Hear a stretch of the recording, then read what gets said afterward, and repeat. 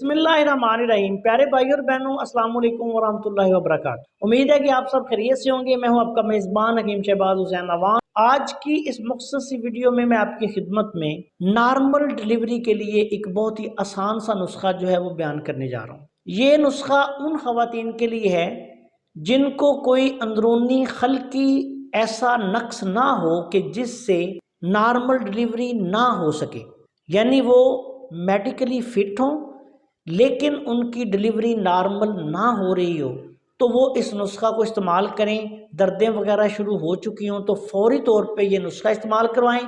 अल्लाह के फजलो करम से सिर्फ एक खुराक से नॉर्मल डिलीवरी जो है वो हो जाएगी। लेकिन अगर कोई ऐसा खलकी अंदरूनी सबब है कि जिसकी वजह से लेडी डॉक्टर्स ने मुआयने के दौरान कह दिया है कि आपका बच्चा जो है वो नॉर्मल पैदा ही नहीं हो सकता, तो फिर ऐसी सूरत में ये नुस्खा आपने इस्तेमाल नहीं करवाना, बल्कि फिर उस खातून को किसी अच्छी गायनाकोलॉजिस्ट डॉक्टर के मशवरे के मुताबिक फिर उसका सजेरियन या किसी अच्छे हॉस्पिटल में उसका जो है वो सजेरियन करवा लें।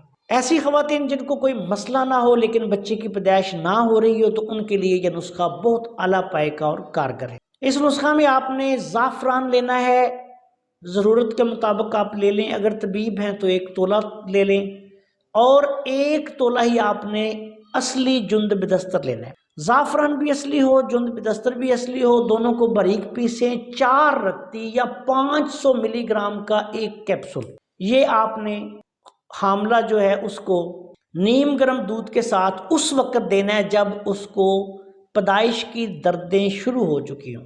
इंशाअल्लाह ताला बहुत जल्द जो है इस नुस्खा के इस्तेमाल से बच्चा जो है वो नॉर्मल डिलीवर हो जाएगा।